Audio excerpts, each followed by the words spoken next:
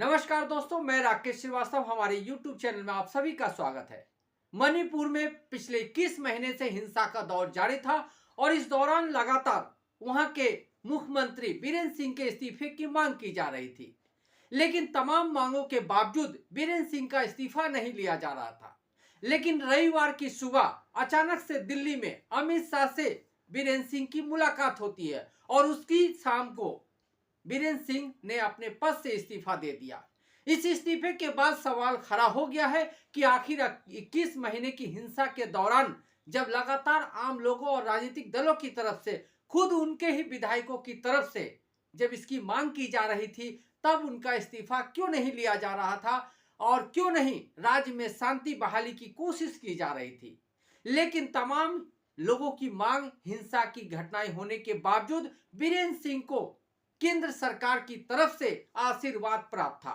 लेकिन इसी बीच आखिर ऐसा क्या हुआ कि अचानक से दिल्ली में उन्हें मुलाकात करने के लिए गृह मंत्री ने बुलाया और इसी मुलाकात के शाम को ही उन्होंने अपने इस्तीफा सौंप दिया है। इस इस्तीफे के बाद सवाल कई तरह के हैं, लेकिन सवाल यह भी है कि आखिर मणिपुर में हिंसा का यह दौर कब थमेगा, क्योंकि 21 महीने की हिंसा के दौरान सैकड़ों लोगों की मौत हो चुकी है, हजारों लोग अपने घर से बेघर हो चुके हैं और वहां पर जो जनजीवन है वो पूरी तरह से अस्त व्यस्त चल रहा है। लेकिन केंद्र सरकार की तरफ से इस राज्य को लेकर जिस तरह की उपेक्षा का रूप दिखाया गया, उसने पूरे देश में सवाल खड़े किए और इन्हीं सवालों के बीच में ये सवाल भी जिंदा रहा कि आखिर एक मुख्यमंत्री को केंद्र सरकार की तरफ से इस तरह से क्यों बचाया जा रहा है। सवाल यह भी उठ रहा था कि आखिर जब बीरेन सिंह का नाम हिंसा भड़काने के मामले में भी सामने आ चुका है, फिर केंद्र की मोदी सरकार, अमित शाह उनको क्यों बचा रहे हैं। हाल ही में एक ऑडियो सामने आया था। इस ऑडियो में बीरेन सिंह की आवाज थी और आरोप लगाया जा रहा था कि बीरेन सिंह हिंसा भड़काने को लेकर बयान दे रहे हैं। उन्होंने इसका खंडन किया था, लेकिन जब लेबोरेटरी में जांच हुई तो पाया गया कि 90% जो आवाज का सैंपल है वो बीरेन सिंह की आवाज से मैच करता है। इसके बाद से ही केंद्र सरकार दबाव में थी और उनके खिलाफ कार्रवाई को लेकर लगातार माहौल बनाया जा रहा था। हाल ही में भारतीय जनता पार्टी के मणिपुर के 19 विधायकों ने प्रधानमंत्री नरेंद्र मोदी को पत्र लिखकर बीरेन सिंह का इस्तीफा लेने की मांग की थी। उनका आरोप था कि उनके क्षेत्र के लोग ये कह रहे हैं कि भारतीय जनता पार्टी के सरकार में ये क्या हो रहा है और आखिर बीरेन सिंह का साथ क्यों दिया जा रहा है। तो उन्हें अपने जनता को सवालों का जवाब देने में मुश्किल हो रही है, इसलिए बीरेन सिंह का इस्तीफा लिया जाए। इन तमाम दबावों के बावजूद केंद्र की सरकार पूरी तरह से चुप्पी साधे बैठी हुई थी, लेकिन अचानक से बीरेन सिंह को इस्तीफा देने के लिए कहा गया और उसी शाम को उन्होंने अपना इस्तीफा दे दिया। इतना ही नहीं, अमित शाह ने तमाम सुरक्षा एजेंसियों को अलर्ट मोड पे डाल दिया है। सवाल ये उठता है कि आखिर मणिपुर में क्या होने वाला है। क्या मणिपुर में कोई नया प्रयोग होने वाला है? क्या चल रहा है अमित शाह के दिमाग में? आखिर मणिपुर को लेकर अगला प्लान क्या होगा? इन तमाम सवालों के बीच में ये सवाल भी जिंदा है कि आखिर इतने समय के बाद मणिपुर की याद कैसे आ गई, क्योंकि मणिपुर की याद काफी समय पहले आनी चाहिए थे, क्योंकि जिस तरह की हिंसा की वारदातें वहां हुई, सैकड़ों घर जिस तरह से जला दिए गए, करीब दर्जन भर महिलाओं के साथ बलात्कार और दुष्कर्म के मामले सामने आए और हजारों करोड़ की प्रॉपर्टी बर्बाद कर दी गई, हजारों लोगों को उनके घर से विस्थापित कर दिया गया। लेकिन इन तमाम तरह की हिंसा की वारदातों के बीच केंद्र सरकार का जो रुख रहा है, उसने हमेशा सवाल खड़े किए हैं। खास करके सवाल तो तब खड़े हुए जब प्रधानमंत्री नरेंद्र मोदी ने 21 महीने की इस हिंसा के दौरान एक बार भी मणिपुर का दौरा नहीं किया और ना ही मणिपुर के लोगों से मुलाकात कर उनके दर्द में उनका साथ देने की कोशिश की या उनको जो मुश्किल का सामना पड़ रहा है, उस दौरान उनके साथ बैठकर उन्हें सांत्वना देने का प्रयास किया। तो ये जो उपेक्षापूर्ण रवैया रहा है नरेंद्र मोदी का, उसे लेकर तमाम राजनीतिक दलों के साथ ही मणिपुर के आम लोगों के बीच भी इस बात को लेकर एक अलग तरह की राय है कि आखिर प्रधानमंत्री का यह रुख मणिपुर के साथ ही क्यों है, क्योंकि इस दौरान प्रधानमंत्री ऐसा कोई भी काम नहीं है जिससे वो बचते रहे। उन्होंने चुनाव प्रचार किए, जहां भी जिस राज्य में चुनाव हुए वहां उन्होंने तमाम तरह के प्रचार किए, विदेशों का दौरा किया, लोगों के साथ मुलाकात की, सेलिब्रिटी के साथ मुलाकात की, लेकिन मणिपुर जाकर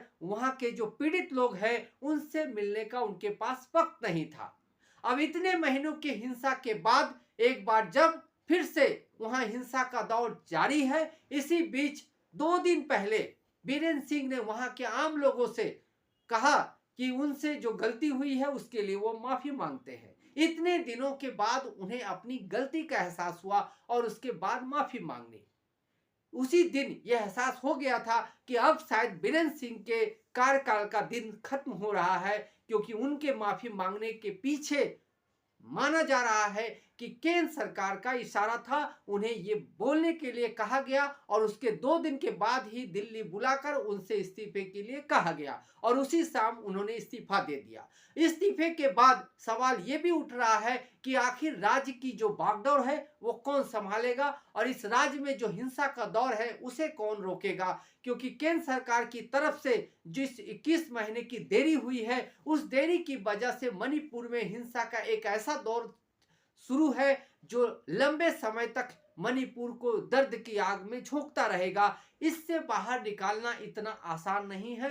केंद्र सरकार को इसके लिए तमाम तरह के काम करने पड़ेंगे, खास करके वहां के जो आम लोग हैं उनके मन के अंदर एक विश्वास पैदा करना, एक हिम्मत देने की जो पहल होनी चाहिए वो दिखनी चाहिए, तभी मणिपुर एक सामान्य राज्य के तौर पर आगे बढ़ सकेगा। लेकिन फिलहाल जो स्थिति है वहां राजनीतिक संकट चल रहा है और तमाम तरह की जो राजनीतिक संकट की स्थिति के बीच हिंसा का जो दौर चल रहा है, ऐसे में वहां पर अगर किसी भी तरह की दूसरी अनहोनी होती है तो उसके लिए कौन जिम्मेदार होगा ये भी तय करना जरूरी है। ऐसे में भारतीय जनता पार्टी की जो केंद्रीय सरकार है उनके लिए जरूरी है कि मणिपुर के लिए एक फिक्स प्लान तैयार किया जाए और उस प्लान के तहत मणिपुर में काम किया जाए। फिलहाल मणिपुर में कोई मुख्यमंत्री नहीं है, वैसे राज्यपाल ने बीरेन सिंह को ही फिलहाल कामकाज संभालने के लिए कहा है, लेकिन आने वाले दिनों में एक मुख्यमंत्री की जरूरत होगी, एक ऐसे मुख्यमंत्री की जरूरत होगी जो पूरे राज्य के नागरिकों को बांध कर चल सके, जो उसे आगे ले जा सके और जो वहां की जो हिंसा की स्थिति है उसे वो ठंडा कर सके। लेकिन फिलहाल जो स्थिति है उसमें ऐसा नजर नहीं आ रहा है कि आने वाले कुछ दिनों में यहाँ हिंसा का दौर थमेगा।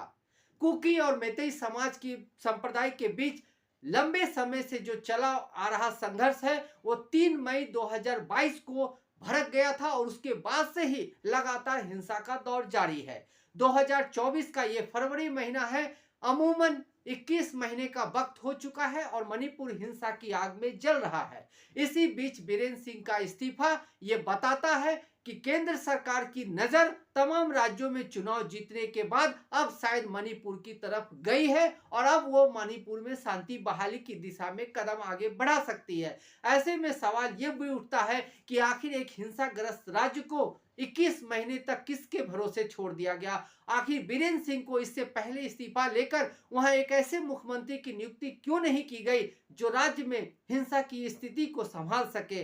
तो क्या इस मामले में राज्य सरकार पीछे छूट गई? क्या राज्य सरकार मणिपुर को हिंसा की आग में जलने के लिए छोड़ दिया? क्या राज्य सरकार को वहां पर जो स्थिति बनी हुई है उसके लिए उन्हें जिम्मेदारी तय करने के लिए नहीं कहा गया? या तमाम तरह की जो बातें हुई, विपक्ष की तरफ से जो आरोप लगाए जा रहे हैं, उसके बाद अब जाके केंद्र सरकार को ऐसा लग रहा है कि कार्रवाई होनी चाहिए, इसीलिए उन्होंने बीरेन सिंह का इस्तीफा लिया है। अब आने वाले दिनों में यहाँ नए मुख्यमंत्री कौन होते हैं और राज्य की स्थिति क्या बनती है ये देखना बेहद दिलचस्प होगा। लेकिन फिलहाल जो मणिपुर में हिंसा का दौर चल रहा है उससे वहां के आम लोग पीड़ित हैं और इन आम लोगों को इस हिंसा से बाहर निकालने के लिए केंद्र सरकार को निश्चित रूप से एक ठोस काम करना चाहिए। आज के लिए बस इतना ही। अगर आप हमारे श्रोता हैं तो आप हमें जरूर लाइक और सब्सक्राइब करें। तब तक के लिए नमस्कार।